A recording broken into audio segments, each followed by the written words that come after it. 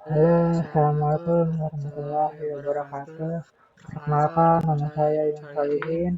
Saya dari mahasiswa Universitas Indonesia dan saya akan membuat presentasi tentang analisis dataset social network dan matkul yang saya buat ini adalah data science. Saya membuat tanggal 21 Juli 2025. Dan saya akan menjelaskan semuanya deskripsi dataset. Dataset berisi 5 kolom utama, user ID diabaikan untuk analisis, gender, laki-laki atau perempuan, usia pengguna, atau estimasi gaji. Dan pusat adalah target label 0, tidak atau 1 ya. Statistik deskriptif umur 37.66, median 37, modus 35, rank 42, standar STD D10.02. Estimated salary min 69K, median 70K, modus 58K, rank 135K.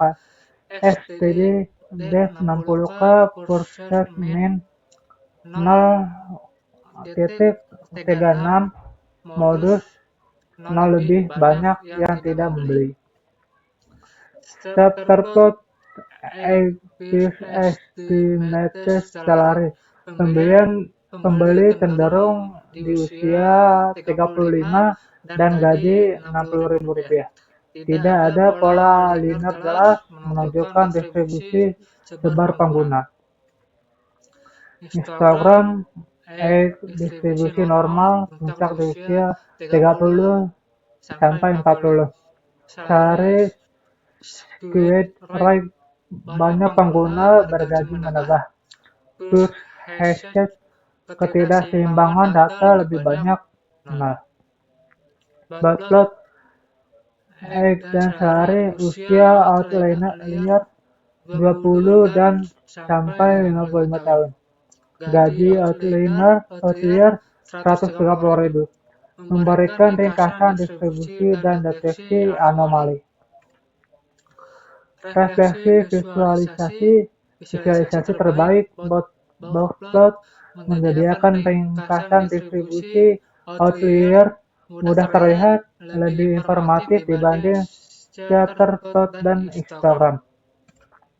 Kesimpulan, 4 fitur utama dianalisis tanpa user ID. Mayoritas pengguna tidak membeli produk. Usia dan gaji berpengaruh pada pembelian. Outlier penting untuk diperhatikan saat modeling. Penutupnya, terima kasih atas perhatiannya. Apakah ada pertanyaan atau tidaknya? Dan saya akan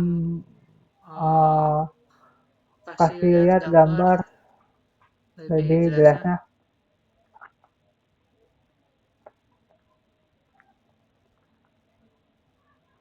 Nah, variabel fitur atau pada dataset tersebut umumnya memiliki 5 kolom. User ID, unit pengguna biasanya hanya digunakan sebagai pengenal, tidak digunakan untuk analisis. Gender, jenis kelamin pengguna, usia pengguna, estimasi gaji pengguna, label apakah membeli produk, ya atau tidak. Jadi, kulihat di total kolom tapi hanya 4 fitur utama. Gender, estimated salary, purchase yang digunakan untuk analisis prediktif, user ID diabaikan. Yang kedua, statistik deskriptif, semua dihitung berdasarkan data asli dari file berikut ilustrasi hasilnya. Atribut, name, modus, rank, max, dan sebagainya. Modus untuk proses adalah 0, artinya sebagian besar pengguna tidak membeli. Rank Q1, Q3, varian, dan standar deviasi menunjukkan bahwa usia memiliki sebaran sekitar 18 sampai 60 tahun, sedangkan gaji sangat bervariasi dan berbeda-beda. Visualisasi data Scatterplot Kolom 1 banding 2 IP estimated salary. Visualisasi menunjukkan kesetaraan pengguna di seluruh rentang usia dan gaji. Tidak tampak pola linear kuat antara usia dan gaji. Namun, pengguna yang melakukan pembelian full set cenderung berada pada usia lebih tua, 35, gaji lebih tinggi, kemungkinan 60.000. Histogram distribusi mendekati normal puncak di rentang 30-40 tahun. Estimasi salary distribusi salary miring ke kanan, banyak pengguna dengan gaji relatif rendah hingga menengah, sedikit yang sangat tinggi. Full set distribusi binary, dua kategori terlihat jelas tidak keseimbang. Lebih banyak pengguna tidak membeli 0 dibandingkan membeli 1. Refleksi dari visualisasi terbaik untuk eksplorasi data. Menurut saya, Botot adalah yang paling efektif karena menyediakan ringkasan distribusi tiap variabel kuartil median, membantu mengidentifikasi router langsung, lebih informatif dibanding scatter plot, fokus binar, dan histogram hanya distribusi. Apakah terdapat outlier? Ya, terdapat outlier pada usia sangat muda, 20 tahun, misalnya 18-19, dan sangat tua sampai dengan 55. Estimasi salary gaji tinggi 130.000 yang berada jauh di atas Q3 89.000. Kesimpulan, dataset memiliki 5 kolom dan 4 titik utama. Statistik deskriptif menunjukkan rangkaian nilai, tengah, dan sebaran yang cukup khas. Visualisasi mengungkap pola pembelian, distribusi data, dan keberadaan outlier.